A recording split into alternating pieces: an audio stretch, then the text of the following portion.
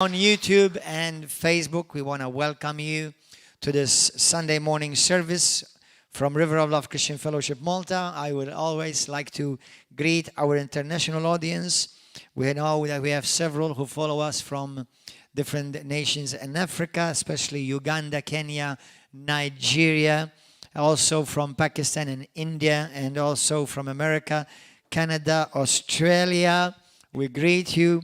And also we greet our churches and ministry places and bases that we have around different nations. We bless you and we pray that this word will truly be food that will build you up this morning. Let us pray, and I welcome the word of God in our hearts.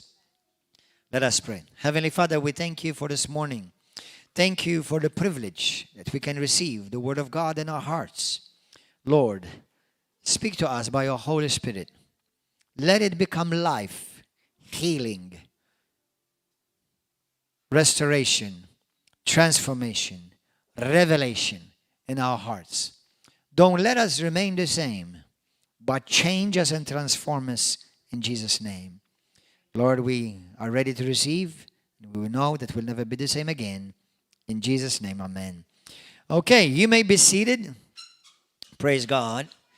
Last Sunday, in this past 2 months, I should say, I began to teach about, they kind of go together, kingdom authority, our authority in Christ, and the glory. When I started teaching about the believer's authority, that means the authority that we have been given in Christ as a church, as a Christian, as a child of God, it keeps coming to my mind fresh. The Lord spoke to me about 2 months ago very clearly about this. He said to me, son, I want you to teach and refresh and remind the church about their inherited authority in me. Because the days that are ahead in this world, they're going to need to know how to walk in power and in authority. How many of you are aware of what's going around us, around the world? Anybody? Are you aware that wickedness, darkness is on the increase? Are you aware? You are aware. Are you aware by any chance that now children, my children hear these messages. As a matter of fact, right now, my children are watching right now. But don't deny children to hear the word of God. Because they will watch YouTube. They will see Facebook. They will go to schools and they will hear all about the perverse demonic stuff. So let them hear the word of God so that they will know that there is power and authority available even for a child in Christ. Many don't realize that when Jesus chose his disciples, they were actually young in age. The youngest one that Jesus chose, do you know how old many theologians believe he was when he chose the youngest one, John? How many one has an idea? How much? 15, 16? That's an idea, or you know for sure? 8 years he was. Many theologians believe that when Jesus called John, remember, they were working with the Father. The first one. Now, it's speculative. Nobody can be for sure 100%. But let's say 10 years. That's still considered a child in our culture. In Hebrew culture, by the time that they leave, by the time they are about 10, they're considered a young adult. But anyway, so do not shun to teach your children their authority in Christ. I want to encourage you. Now, listen, when you put things in perspective, when Jesus sent out his disciples, they were kids. healing the sick and casting out demons. For those of you who are waiting until your pension to start serving God, you missed it, Baba.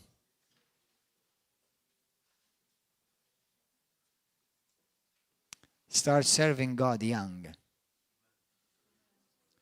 Start serving God when you're fresh and good looking.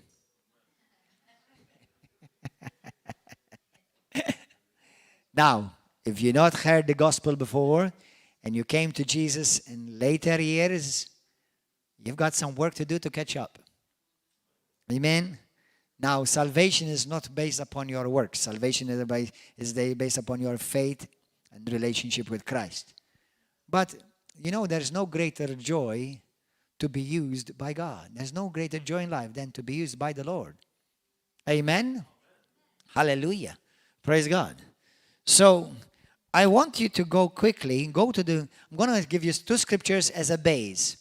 Because some of you, because you did not hear my messages prior to this, and I want to put you all on the same page first. Go quickly to Genesis chapter 1. Genesis chapter 1. Genesis chapter 1. Say, Holy Spirit, speak to me this morning. And don't let me remain the same. In Jesus' name. And wife, look at your husband and say, praise God, I'll be praying for you to change. Husband, look at your wife and say, finally, she's going to change. Hallelujah.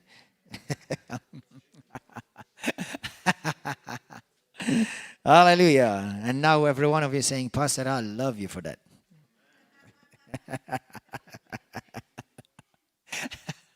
Genesis chapter 1. Hallelujah. Verse 26. God said, let us make men in our image, according to our likeness. Let them have dominion over the fish of the sea. Let them what have what? Dominion. Dominion means power and authority. Authority means a right, a legal right.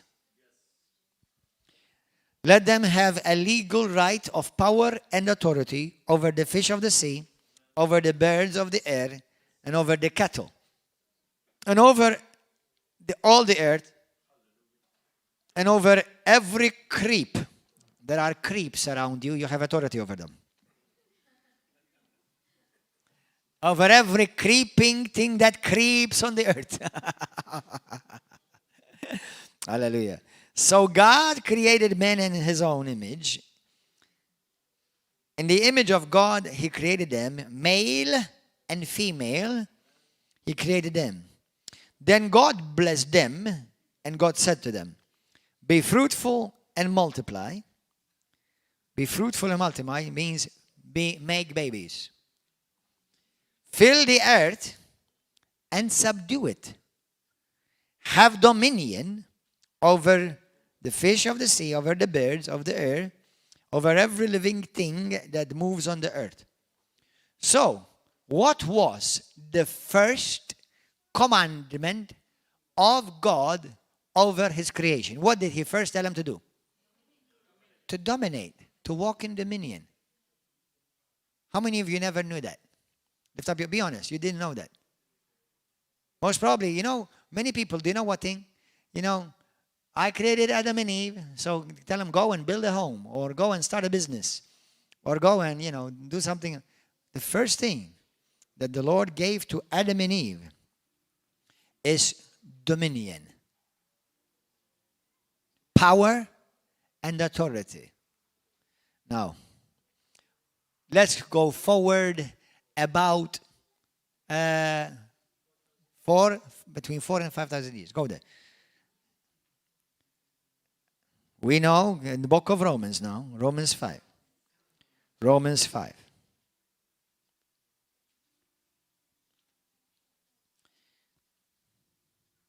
Now we know that Adam and Eve missed it. They sinned.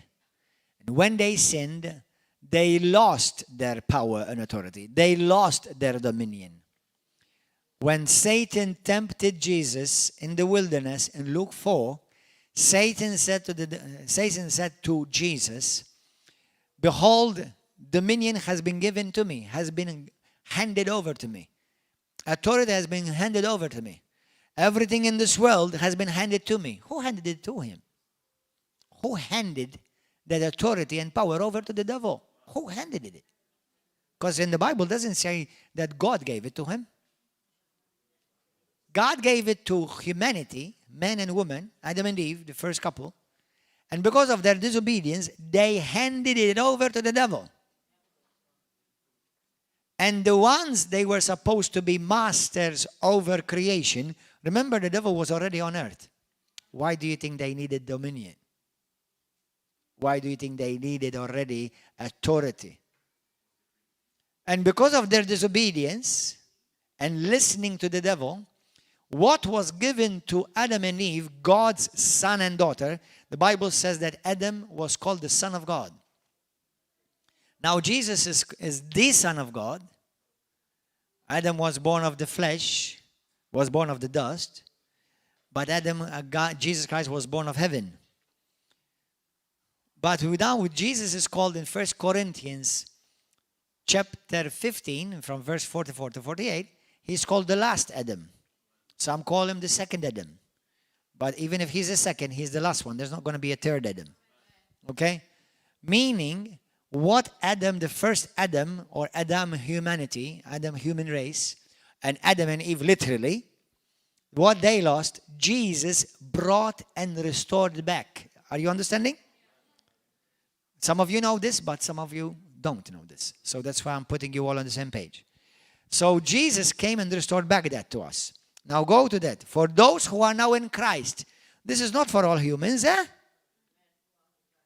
For only those who are born in Christ.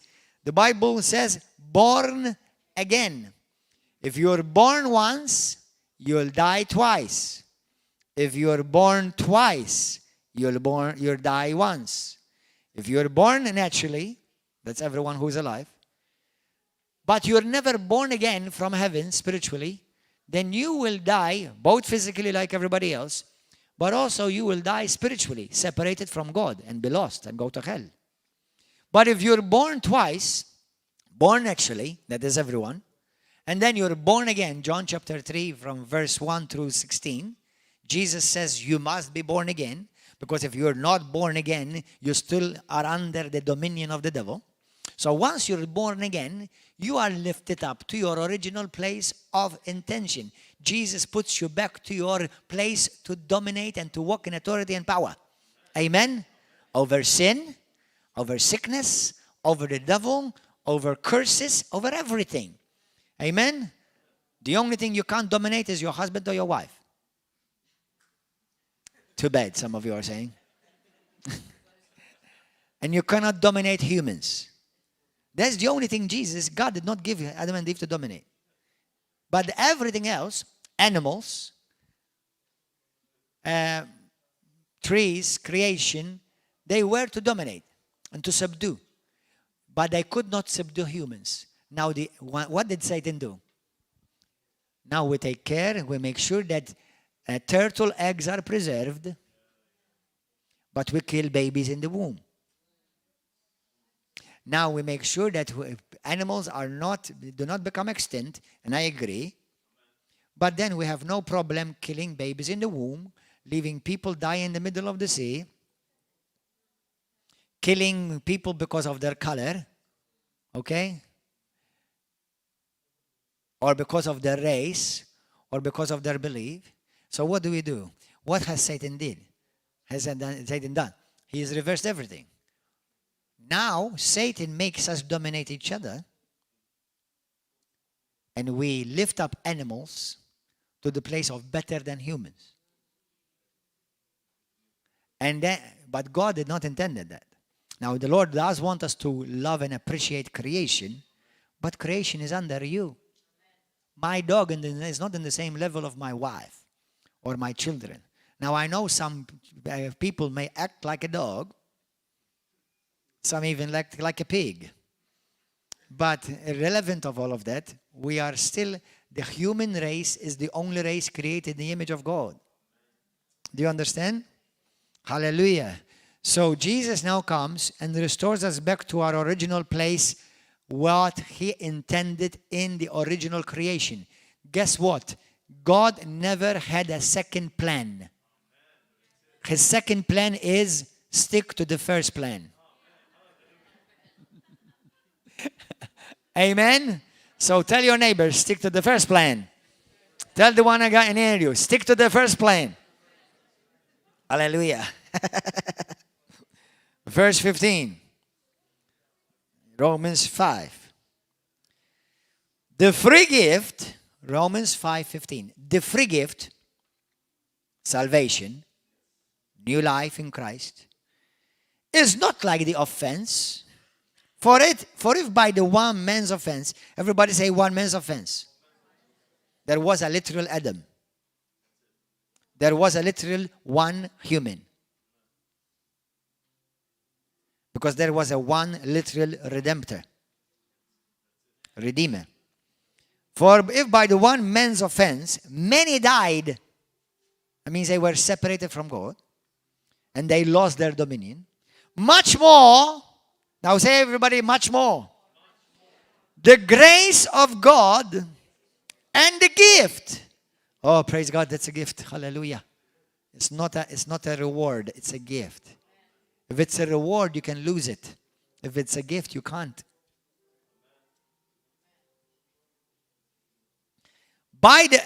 And the gift by the grace of the one man, Jesus Christ, abound to many. Amen. Now go to verse 17. For if by the one man's offense death reigned, did you see that? For if by the one man's offense death reigned. Not death. Excuse me, can I kill you, please? You're supposed to die. No. Death reigned. Reigned, dominated. Through the one, that's Adam, much more those who receive the abundance of grace, much more those who receive Christ. Jesus Christ, when Jesus came, grace was revealed to us. He is the grace of God. And of the gift of righteousness, what happens? Those who receive Christ, they receive the gift of righteousness. They become now favored in right standing with God. Righteousness, it means right standing. Righteousness means that now I stand in the presence of God with no sense of guilt, shame, or inferiority. Now, that alone will explode your mind. That's what righteousness means. Righteous, to be made right. To be put in a favorable position before God. To be put in a position before God of favor. You are favored. Int il-favorit talla. I say it. I am God's favorite child. I am God's favorite kid. Hallelujah. Say that. I am God's favorite kid. Hallelujah. Yeah. Favored. Favored. Amen. We are favored because of the gift of righteousness, the gift of grace, and the gift of righteousness. Now what happens? Those who receive Christ will reign in life. Reign. Everybody say reign. That means the word reign comes from the word re, which means king, and ein, which means to dominate. King, dominate. Kingdom. We are kings and we are priests. We are part of the kingdom of God. Today, right now, in this very life, in this moment, it doesn't matter of your status. It doesn't matter of your sex. It doesn't matter of your color. It doesn't matter of how much money you have or you don't have. Today, in Christ Jesus, you've been restored back to reign with Christ in this life over every work of the enemy in Jesus' name. Somebody says hallelujah. Praise God. If you're going to clap, clap. Hallelujah. Now I want us to go to the book of Genesis. Hallelujah. Thank you, Holy Spirit. Blessed be the name of Jesus. Genesis 22, verse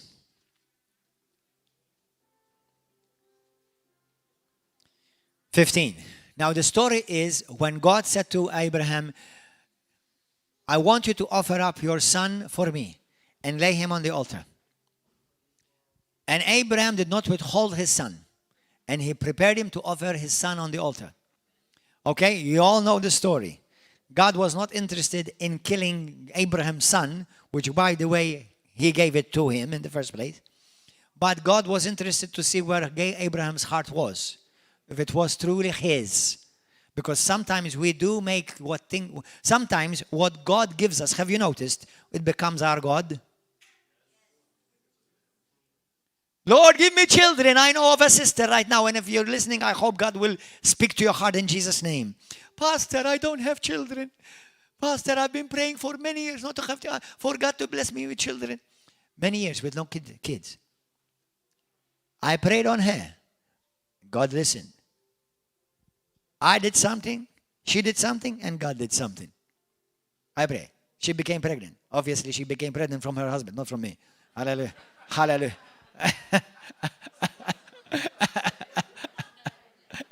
But something happened that she became pregnant.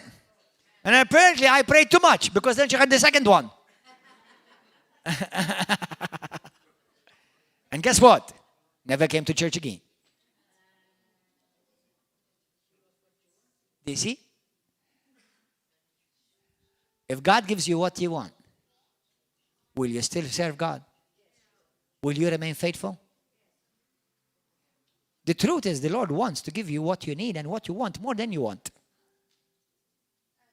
But what about if He gives you something and He knows that that very thing will become the God that will compete with the very God, with the true God?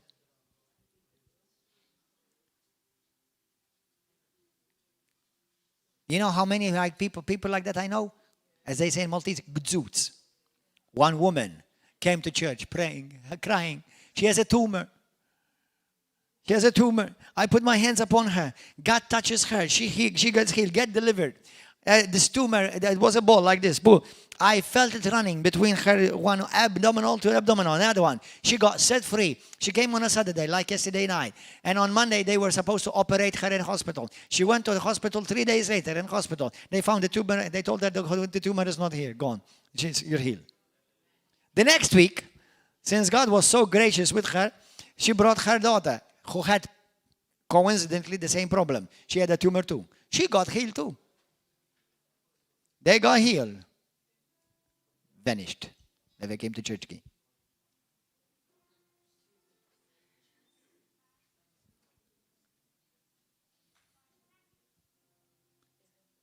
Brothers and sisters, God does not want your Isaac. God does not want your job, your money. God wants your heart. That's why if God does not have your heart, you will grumble about offerings and tithes.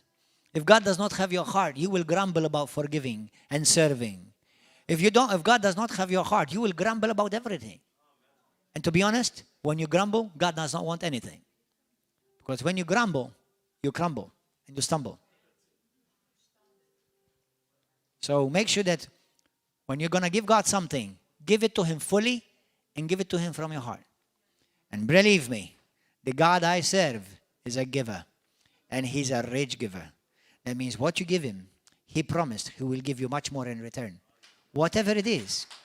Amen? Hallelujah. Praise God. Hallelujah. When the Lord is asking you for something, remember this. Write this down. When the Lord is asking you for something, He is positioning you for promotion. The truth. It's the truth. What does the Lord need? Does God need anything? So why does He ask me for something? Hello, you need what I have? No, son, I'm giving you an opportunity to rise higher. I'm giving you an opportunity to multiply. I'm giving you an opportunity to be promoted. And because you're such a dummy, then remain with what you have. You saw, I gave you an opportunity to invest. You missed it. Hallelujah. Praise it. I feel that air coming in right now. It's going to be silent night again soon. Hallelujah. So, let's go to verse 17 quickly. Now, after Abraham obeyed God and saw Abraham's heart, how Abraham, even though he did not understand first, he cried, but he was ready to sacrifice his son. God said, stop it. Now I see your heart. Stop it. And then he says in verse 16, he says, by myself I have sworn, says the Lord, because you have done this thing and you have not withheld your son, your only son. Blessing I will bless you, and multiplying I will multiply you. Because you were not afraid to give me one son, now I'm going to give you millions. Hallelujah. As the heavens, and I will multiply the descendants as the stars of the heaven. Those are those who are born again, spiritually. And as the sand which are on the seashore, those who are born from Abraham in the natural, they're called the Jews. And your descendants shall what? What will their descendants do? They shall possess the gate of their enemies. Hallelujah. For all of you, for some of you who are thinking, you're seeing some Christian, walking with a gate in their hand like this. Well, Jesus said, I'm going to take the gate. Hallelujah. So I went to my enemy's house and I took the gate. I grabbed the gate from his home. It's in the Bible. Go to Matthew chapter 16 now. Go quickly. Hallelujah. Matthew 16. Now this is a very famous passage that some people have made hermeneutics out of it. How many of you know what a hermeneutics is? Hermeneutics is when they grab a scripture and they make a assata ballata kallata fuqha. But we believe in hermeneutics, which means to study correctly and interpret the Bible in light of the Bible, not in your opinion. But anyway, for those of you, we are doing hermeneutics every Tuesday, and the first and the second lesson will be on YouTube, but that's only the first two only. The first one is already there. Hallelujah. So, Jesus answered and said to Peter, remember the question, what was it about? Jesus said, who do you say that I am? He was asking this question to his disciples, to people who were Jews. They were acquainted with the prophets of the Old Testament. They were acquainted with the culture. And Jesus asked them, who do people say that I am? And some are saying that you're a prophet, you're John the Baptist, you're Elijah. But then he said, listen, what's important is that who do you say that I am? So the question is what? Who is Jesus? Everybody say, who is Jesus? Amen. So don't make a hermeneutic out of this. It's about who's Jesus. Amen. So verse 16. And Peter said, you are the Christ, the Son of the living God. Jesus answered and said to him, blessed are you, Simon Bar-Jonah, for flesh and blood has not revealed this to you, but my Father who is in heaven. Now, so what did God the Father reveal to Peter? Who is Peter? Who is Jesus? Hello? Anybody home? So it's not that hard to figure it out. The question was, who is Jesus? Peter had the revelation of who is Jesus. Amen? It's all about Jesus. Verse 18. And I also say to you that you are Peter. Amen? So you are Peter. To Jacob, he called him what? Israel. To Abram, he called him Abraham, because he loved Ham.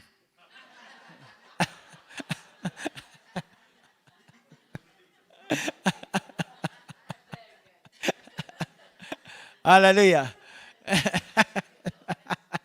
No, he called Abraham. It means because the God, the God of Abraham. It's the Ch. It's the Ch in Hebrew, which the Ch of Yahweh. I am. Amen. So anyway, Did you know that that God changed even your name? Did you know every one of you have a different name in heaven? Bible says in the book of Revelations, each one of us will be given a different name, written on a stone. Amen. The Bible says in First Peter chapter 2, from verse 4 through 9, the Bible says that we are now called living what? Stones, made out of the same substance of the rock. Now that's a powerful teaching. It's in my book.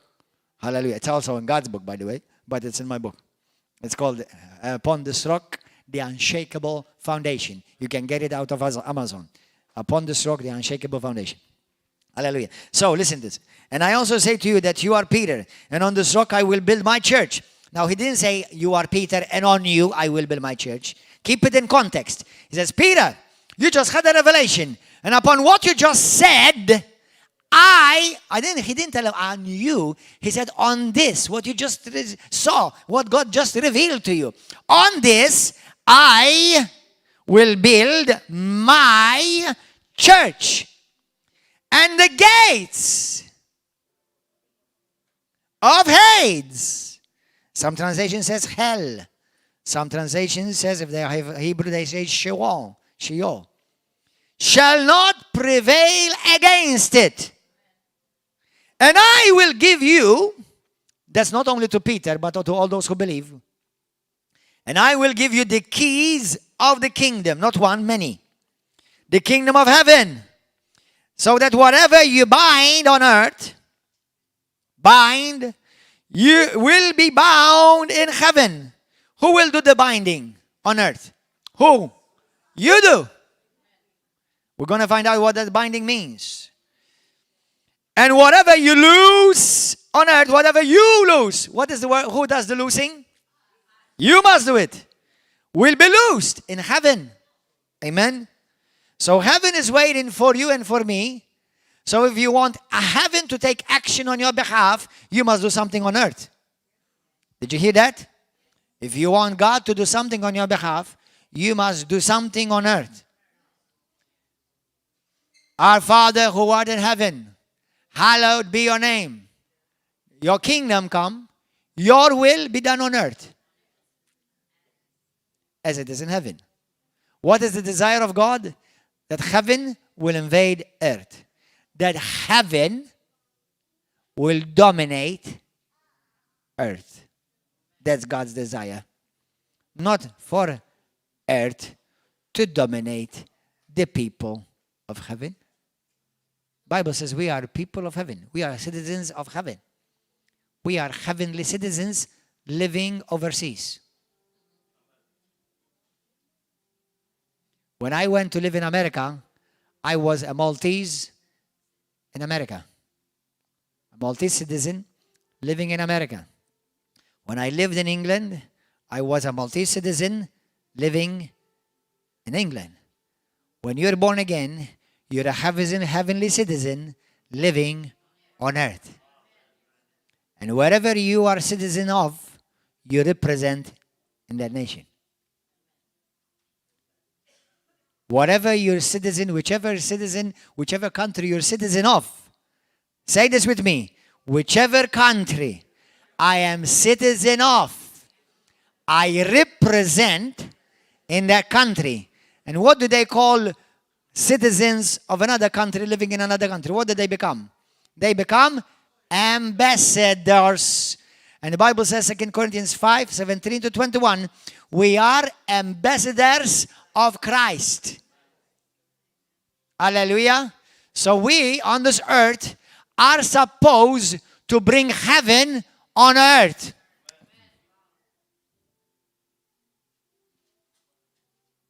We are citizens of heaven, living as ambassadors, sent ones on earth.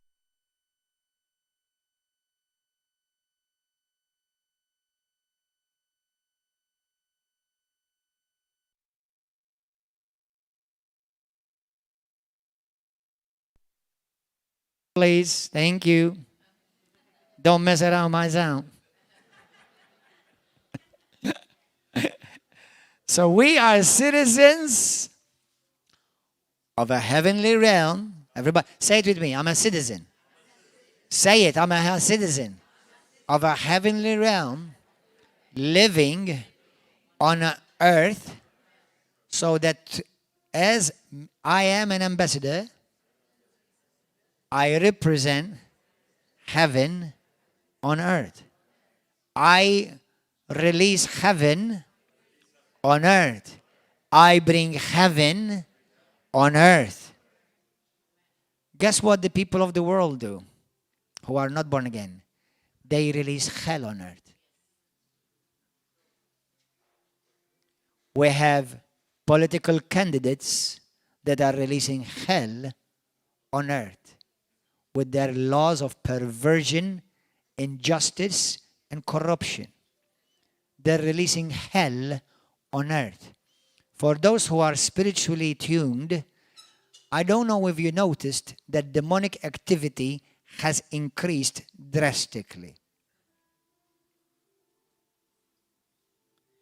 And it's after your children. And it's after the schools. It's after you. But you should not have to have anything to fear, because you're a citizen of a realm much higher. And you are called to dominate with your actions, with your words, with your faith. Where everywhere you go, you carry heaven. Everywhere I go, I carry heaven. They hate you because they hate God, because you represent Him. But the love of God in you is much bigger and much stronger than the hate of hell. All of us one day were citizens of hell. And because of our sin, living a lifestyle of sin, we were releasing hell on earth. But when the grace of God came upon us and His mercy shone upon us, we changed citizenship and we became citizens of a heavenly realm. And now Satan is under our feet. In Jesus' name, hallelujah. Amen. Thank you, Lord. Yesterday, we had 3 people right in front here being delivered. Demons coming out. Do you know why?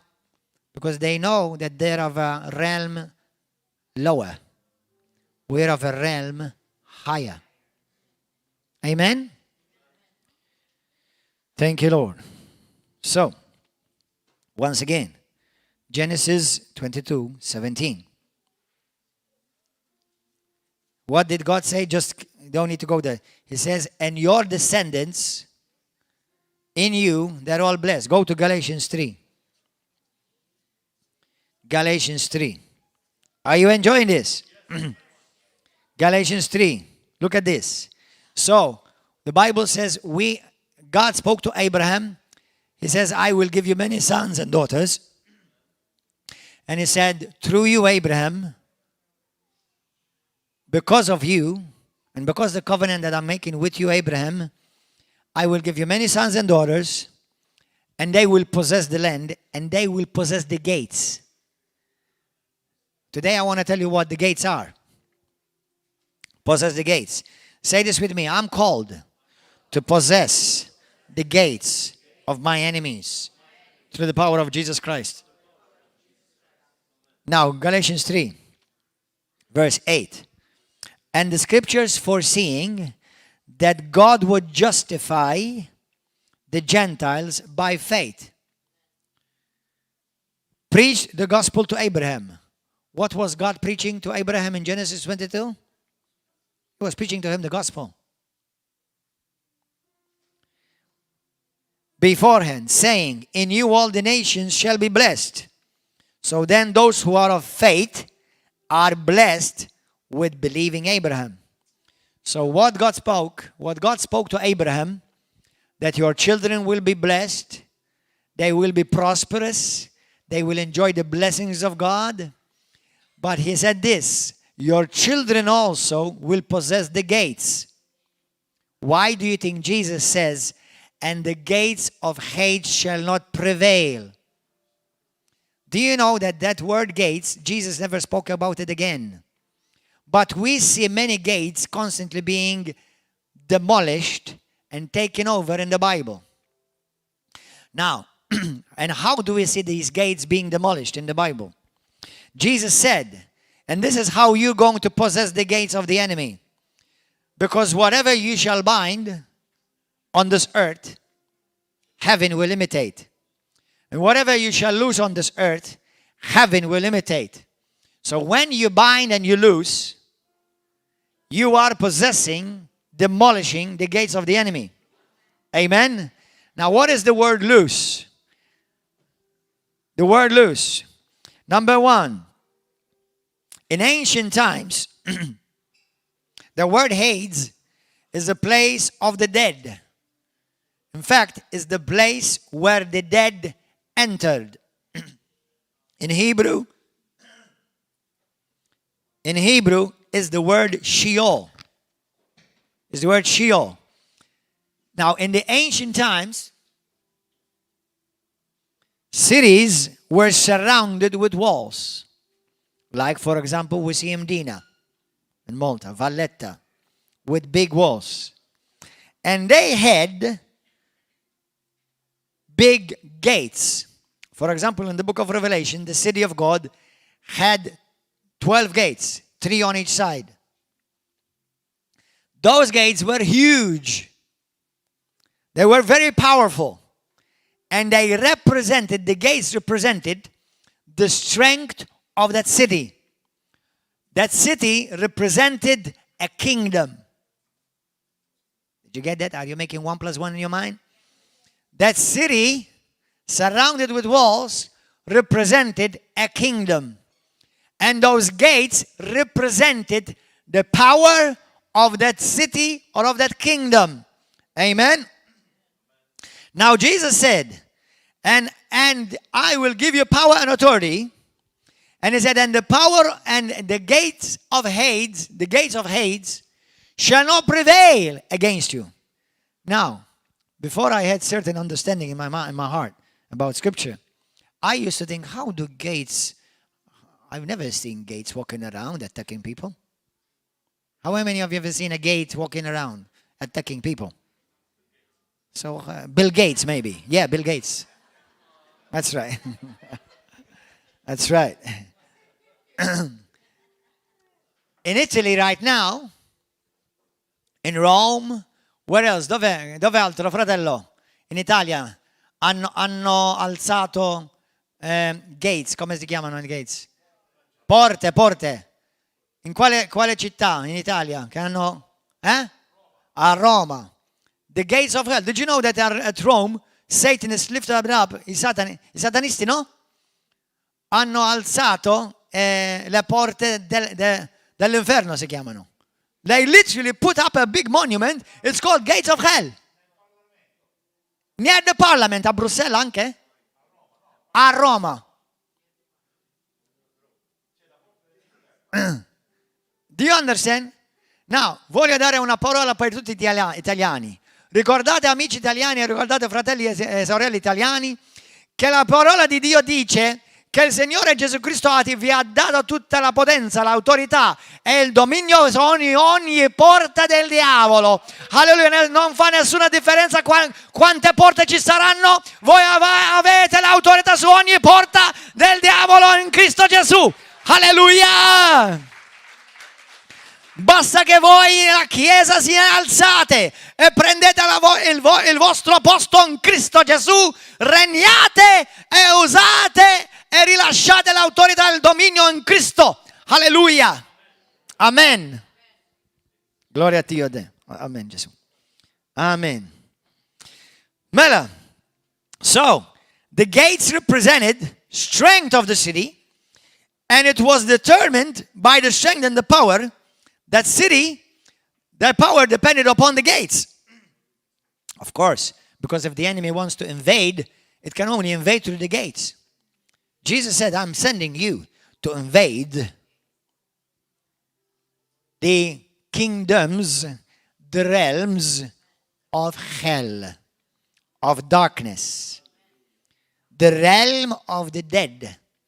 when Jesus saved me, he sent somebody and broke down the gate and snatched me out from behind the gate.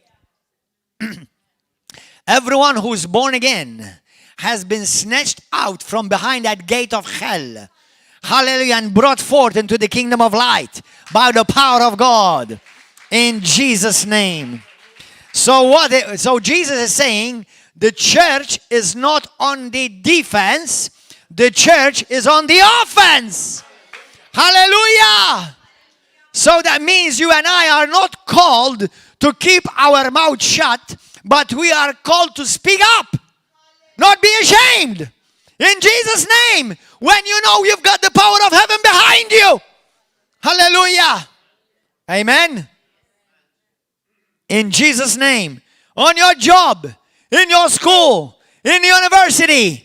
Don't be ashamed. Amen. Hallelujah. Thank you, Jesus. Thank you, Lord. What is the role of the church now? The church will overcome in spite of hell. In spite of hell being released upon this earth. We are called to overcome. We are overcomers through Christ Jesus our Lord. Because behind those gates, there are many going to hell. Some of them are your beloved ones. Some of them are your very mom. You're very dead. You're very dead. Some of them are your very children. The Bible says, go, storm the gates of hell. Bring my sons from behind those gates in Jesus' name. Hallelujah. Amen. Tell the Lord, use me, Lord. Tell the Lord Jesus, tell him, use me, Lord. Hallelujah. Thank you, Father. Now listen, for you to do this, you don't have to be a pastor. You don't have to be an evangelist. You don't have to be a minister. You don't have to be a priest. You don't have to be nothing. All you need to do is the most thing, is a son of the living God. Hallelujah. That's what you're called to be, you're a son of God. If you're born again, all this authority belongs to you. All this power belongs to you. Amen? Don't be ashamed. Do you know what happened this week in Malta? At least one instance that I know. Now, listen. I believe in freedom of choice, freedom of religion, freedom of assembly, and freedom of expression. If you want to get on your knees and start walking on your feet and start walking on your hands and bark, go ahead. Do it. Most probably you're demon possessed, but you're free to do it. Okay? If you want to walk on your head and your hand and your legs lifted up on high, do it. But don't force it on me. Hello, anybody? This week in Malta, in a government school, because hell is being released through government leaders. Whoops. Why do you think the Bible says pray for the government leaders? A woman teacher says to one of a Christian kid in Malta, I want you to call me sir. Now, she looks as a woman. She looks woman on the outside. And on the inside, I assure you, she's a woman too. Now, I am not going to get into the politics of whatever she's gone through or not. I know God loves her anyway, and God has a plan for her anyway. And at this point, and then this point for now, she's blinded and deceived by the devil. And we've had many who've come out of that kind of lifestyle in this church, and many churches all over Malta and all over the nations of the world. But a small kid of between 8 or 9 and goes and tell the kids in the class, call me sir. You mean you call me to be stupid? If I see a woman, I call her ma'am, teacher, or Mrs. or Miss. Don't tell me to call you a woman, man. You're telling me to be stupid. You're telling me to call this blue, even though it's red, but you're wanting me to call it blue. So you're teaching me how to lie, and to be stupid. That's right. So brothers and sisters, wake up, because hell is being released. And the Christians, you know what they're doing? Nothing. Because they want to be politically correct. We are called to be biblically correct if you want God to support you. In Jesus' name. Now, for all of those that you think you're a man and you want to call yourself a woman. Or if you're a woman and you want to call people to call you, but not in the kids, not over kids. That's abuse. And it's not education either. Okay? That is perversion and that's abuse of power. And in the name of Jesus Christ, everybody agree. God will judge that in Jesus' name. Because we will not allow that. We bind that in Jesus' name. We bind that in Jesus' name. Amen. Don't walk like kittens. You are called to walk like lions of the tribe of Judah. Amen. And that's only one thing I mentioned because there are tons of other things like that. Okay? And with your own private life, do what the heck you want. But don't put your perversion in my face. I will not tolerate it. Okay? I'm letting you live the way you want because it's your life. But you let me live the way I want. That's my life. Amen? Hallelujah. But I'm not going to call white what is black. I'm not going to call blue what is red. I'm not going to call up what is down. And I'm not going to call left what is right. That's called being cuckoo. Perversion. That's called being cuckoo. Stupid. Dummy. And it's not education either. Okay, fight it. Rise up in Jesus' name. Amen. And don't you vote for any of these perverse politicians. Well, I'm going to vote for him. I know his party is, but he's okay. No, if it's in that party, his vote is going to go for that. In Malta now, there's a Christian party. They are Christians, filled with God, filled with the Word, filled with the Spirit of God. It's called Erbgħa. It's a Christian political party. Vote for them in Jesus' name. Hallelujah.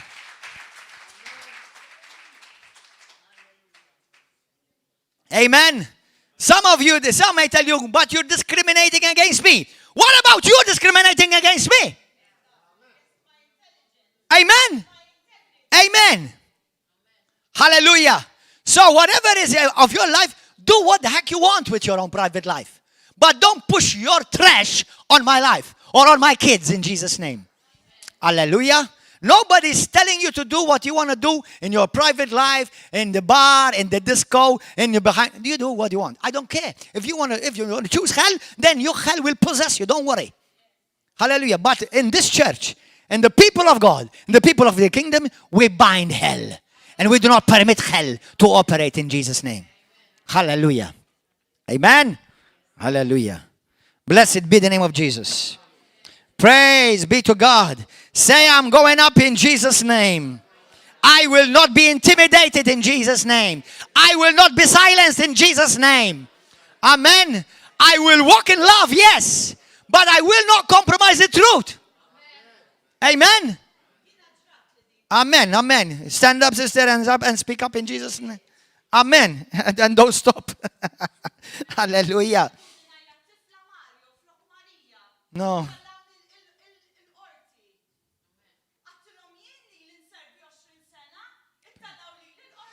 Amen.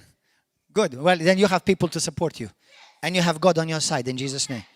Don't be intimidated, brothers and sisters. The devil wants to intimidate Christians. Don't be intimidated.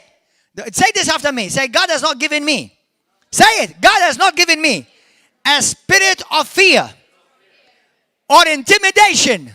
But God has given me a spirit of power, of love, and of sound mind. Greater is He who lives in me than he that lives in the world. And everywhere I go, I bind hell and I lose heaven's kingdom in that place in Jesus' name. Hallelujah. Amen. Thank you, Lord. Thank you, Father. And if you truly want to walk in love, you cannot walk in love and lie. Love will force you to speak the truth if you truly love. Now they have every right to reject it, but you speak it. Amen. Hallelujah. Praise Jesus. Glory to God. Jesus, why is it that we have this power and authority? Because Jesus conquered hell. Jesus conquered death. Do you know that Christians don't die? I know some people are going to go, no, what is he saying? No, Christians don't die. Christians, all they do is just have a transfer. We just change address, that's all. We don't die. Why do you think Paul says, for all those who sleep, why sleep? Now, I'm not talking about soul sleep. That's hogwash. There's no soul sleep. Our body sleeps because the Bible says very clearly the spirit never sleeps nor slumbers. Do you know that even when you go to sleep, even if you sleep 12 hours, your spirit is wide awake? So our spirit don't sleep. It's the body that sleeps. And when our body will be laid down in the dust, we will sleep. Our body will sleep. But we will be fully awake in Christ in the presence of God. And when we will come with Christ Jesus, we say, body, rise. And we will rise a glorious body like mine. Hallelujah. No, I'm just joking. I'm joking. Hallelujah. Now we will rise a glorious body like Jesus. Hallelujah. Praise God.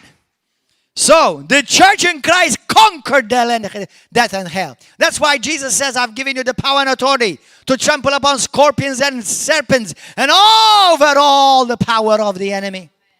Amen? So, that word bind, hallelujah, we are called by binding and by loosing to possess and to take over the gates of hell, the gates of the dead. Amen? And we will not be injured. The Bible says, and nothing shall injure you. Did you know that? Did you know that the Bible says, and nothing shall injure you? Do you know the Bible says that no evil will touch you? Do you know that the devil cannot touch you? And if just in case anybody says, well, he's touching me. Well, most people that's because you've been having fellowship with him. Amen? Hallelujah. Now, for all of you saying, man, this guy is so full of confidence. No, I don't have confidence. I have God confidence. I don't have self-confidence. I have God confidence. I know without God I'm nothing. But I know who I am in Christ. Hallelujah. And to him belongs all the glory and the honor and praise in Jesus' name. Amen. Hallelujah. So we are blessed with Abraham. And part of our blessing with Abraham is to possess the gates of the enemy. In Jesus' name. There are many going to hell. And believe me, nobody in his right mind want to go to hell. But why are they going there? Because they have been lulled. They have been subjected, blinded. That's what the Bible says. The enemy, the God of this world, has blinded the minds so that they will not see. Don't take it for granted that just because you tell them something, they understand you. They're blinded. Okay? That's why you need to pray and intercede and fast and take your position in Christ and don't mess around with sin. Because the moment you mess around with sin, Satan say, "How can you have no right to cast me out when you've been playing around with me?" Amen? Amen. In Jesus' name. Now, if you mess up like everybody else, rise up again in Jesus' name. And there is mercy and there's forgiveness. Hallelujah. Glory to your name, O God. Blessed be the name of Jesus. You see, go to the book of Matthew. Matthew 18 now. Hallelujah. Are you on fire today in Jesus' name? Amen. Hallelujah. I'm glad I got you, sister. Hallelujah. Amen. Hallelujah. But it will not. He will not succeed. The devil will not succeed. Satan will not succeed. I remind all the church in Malta and Gozo and all over the world. Jesus is not coming for a pitiful church. He's coming for a powerful, reigning and ruling, glorious church in Jesus' name. Hallelujah. And the church, I'm not talking about the church of Rome or the church of Constantinople or the church of America. I'm talking the ones who truly born again, filled with the Spirit of God, filled with the Word of God, know who they are in Christ, and know that they have been sent from heaven to make a difference in this world. Amen, in Jesus' name. Hallelujah. Amen. Matthew chapter 18. Verse 18. Hallelujah. Look what this is, Jesus says. Assuredly I say to you, now he's speaking to all those who believe, that whatever you bind on earth will be bound in heaven. Whatever you loose on earth will be loose in heaven. Matthew 21:2.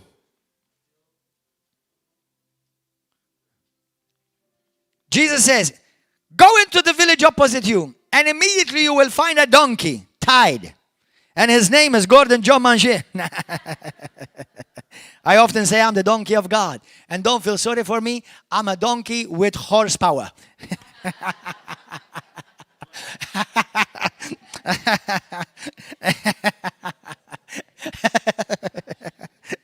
Hallelujah. Now, and Jesus came to this donkey and loosed him. Amen. Hallelujah. So, and a colt with her, loose them and bring them to me. Now, are you noticing the same word loose? That's the same word loose. Go to the book of Luke 13. Luke 13. Luke chapter 13. From verse 12. But when Jesus saw her, he called her to him and said to her, woman, you are loosed from your infirmity. That's the same word. What did Jesus do? So what did Jesus do around? What did Jesus go around? Go to First John chapter 3. John chapter 3. First John chapter 3, verse 8. Let me read to you in the TPT. The Passion Translation. It says in the second part, it says, the reason the Son of God was revealed was to undo and destroy or to loose the works of the devil. Amen. In the book of Luke, chapter 4, verse 16 through 18, he says, the Spirit of the Lord is upon me. For what? What is the reason that the Spirit of God was upon Jesus? And then came upon all those who believe in him and the disciples. What is it? Verse 16, look there, read that.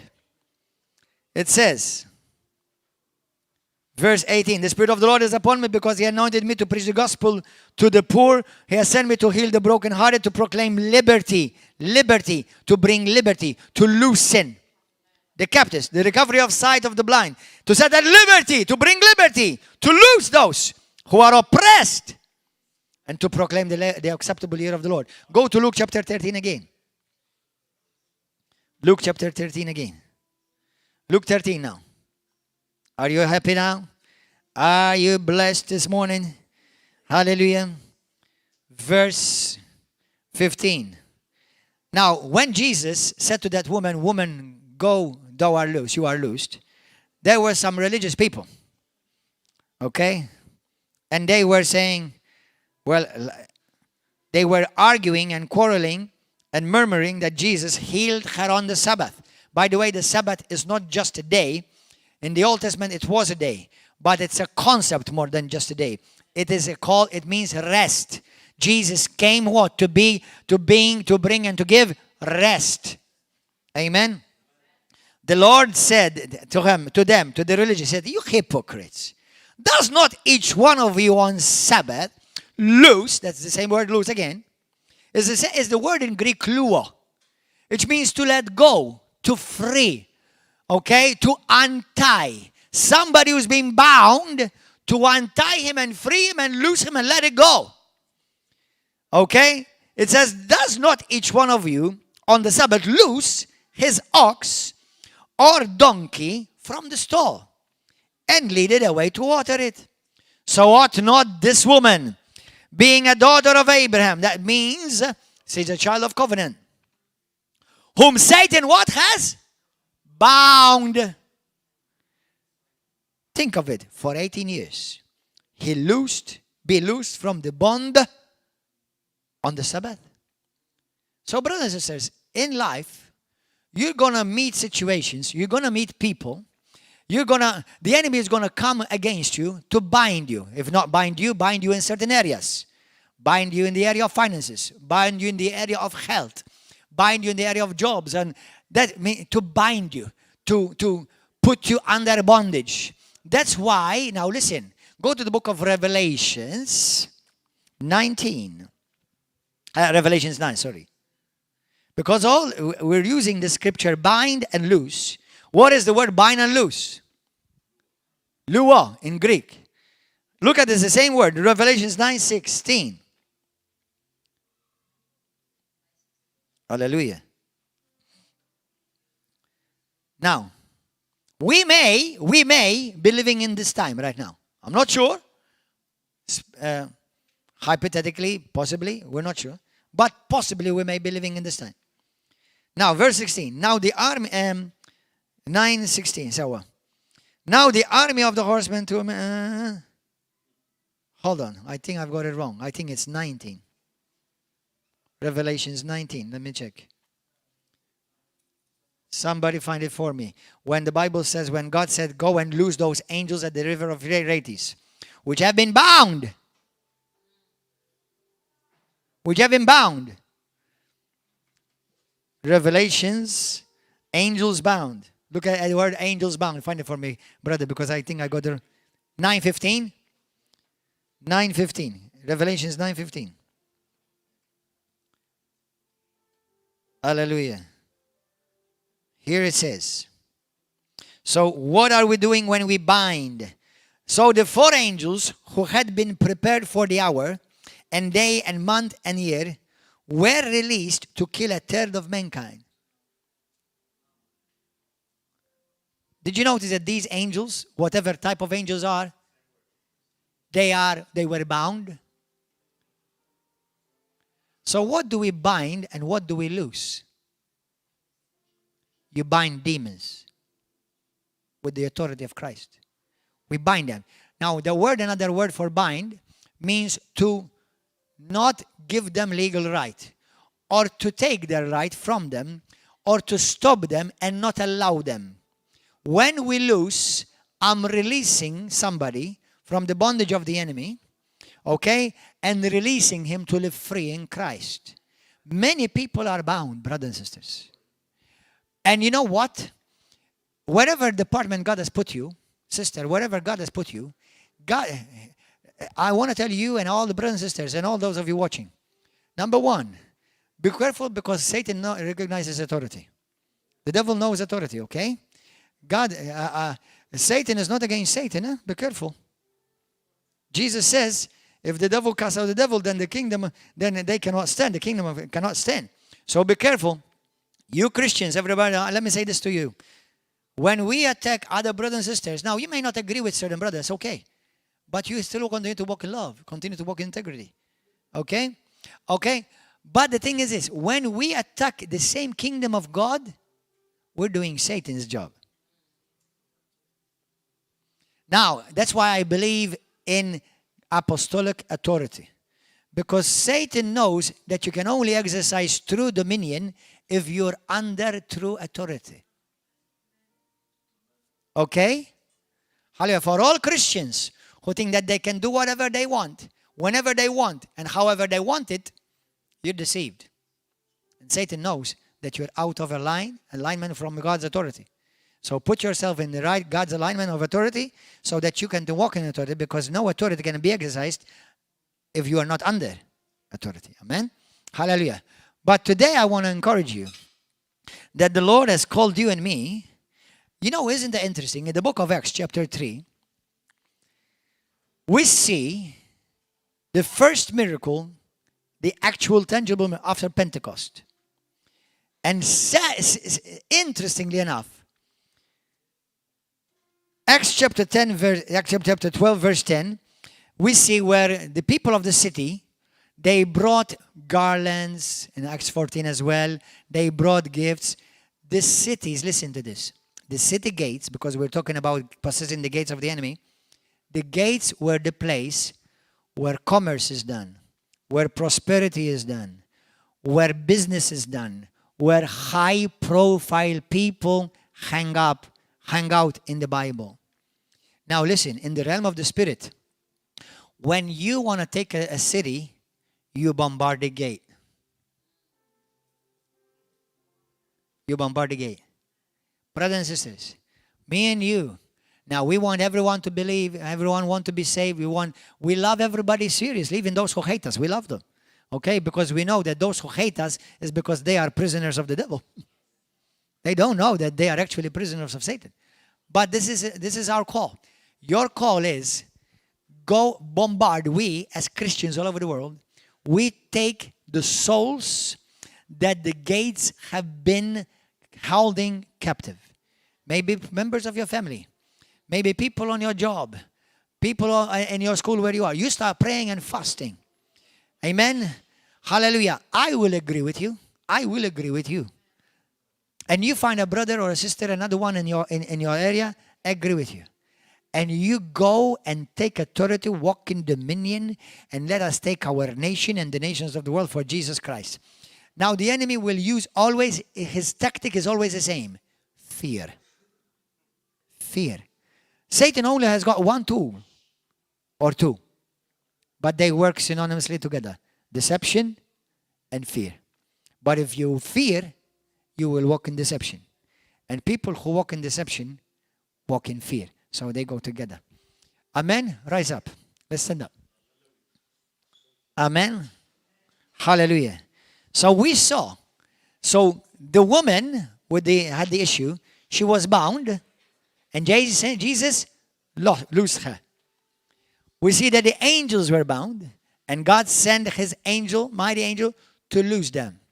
So we know that we have been given power over the gates of Hades. Position of presidents, that's a gate. Positions of parliament people, those are gates. Business, commerce, arts, religion in general, although Christianity is not a religion, it's a relationship.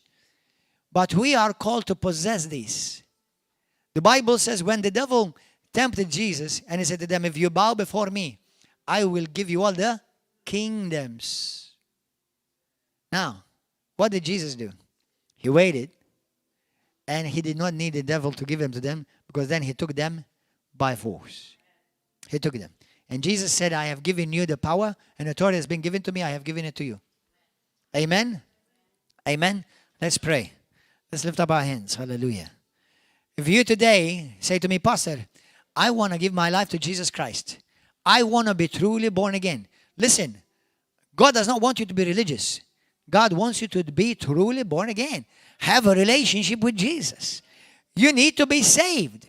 And unless you are already part of the kingdom of God, you're still a part of another kingdom. It's called the kingdom of darkness. So when you're born again, you make a big transfer. You become a Christian. You become a citizen of heaven. And now Satan looses his grip on your life. Amen? Hallelujah. When somebody is bound with drugs, we exercise kingdom authority over them to lose them from drugs. When somebody is bound by demons, we use our kingdom authority and lose them because they're bound from demons. And we give God the praise and the glory because this is something we see weekly. That's a privilege. Don't take that for granted. Amen. Hallelujah. So anybody here today say, Pastor, I want to be saved. I want the Lord I want to ask God to forgive me of my sins, and I want to be genuinely born again. Lift up your hand. If anybody for the first time, you want to be born again. 1, 2, 3. Hallelujah. Anybody else? You want to give your life to Jesus Christ today? Lift up your hand. Anybody? Yes. Amen. Or maybe some of you say to me, Pastor, I already believe in Jesus, but I want to make a fresh rededication to the Lord. I want to truly serve God, because even though I believe in Jesus, I have not been serving God. How many of you want to do that? You want to make a fresh rededication to the Lord? Lift up your hand. To love Him, to serve Him, and to walk with Him. Amen? So say this prayer with me. Everyone who has lifted up your hand, or should have lifted up your hand, you on Facebook and YouTube, if you want to give your life to Christ today, or you want to make a rededication to the Lord, say this prayer with me from your heart. Everybody say it with me. Say, Heavenly Father. Say it from your mouth and say it from your heart. Say, Heavenly Father, I believe in Jesus Christ. I believe that Jesus is the Son of God. And Him alone I will worship. Jesus, you died for me on the cross. And on the third day, you rose again from the dead. And you conquered sin, you conquered Satan, and you conquered death. And you conquered the gates of Hades. Today, I ask you to come into my heart. Be my Lord and be my Savior. Reign and rule in my life. I don't want the devil in my life. Anything that belongs to Satan that's in me, I don't want it anymore. Today, Lord, I'm a born-again child of God. I am saved, forgiven. And I ask you now, fill me with your Holy Spirit. Wash me clean by your precious blood, Lord Jesus. And have your way in my life. I belong to Jesus. I say no to the devil. Say no to sin. And from now on, I submit myself to God and His delegated authority. Lord Jesus, use me with the power and authority that you've given me to possess the gates of my enemies, to bring souls from behind those gates that have been held captive. And use me, Lord, so that I will possess the gates of different realms and kingdoms in this world. Because this world belongs to you, Father. Everything belongs to you by right of creation and by right of redemption. I will be used by the mighty hand of God. In Jesus' mighty name. Hallelujah. Give Him a praise right now. In Jesus' name. Hallelujah, hallelujah. If you said that prayer today for the first time in your life, we want to send you a booklet in the mail. No matter where you are in the world, send us your name and address, and we will send you this book. This one is in Spanish, La Promesa de Jesucristo. This one in Spanish. I'd like to send it to you, not in Spanish, obviously, in English, in Maltese, in Italian. Send us your name and address. And also, if you've given your life to Jesus Christ for the first time in your life today, send us where you are so that we will help you find a church where you continue to grow, filled with the Word and filled with the Spirit of God. God bless you. See you next week. Hallelujah. Praise God. Everybody, God bless you.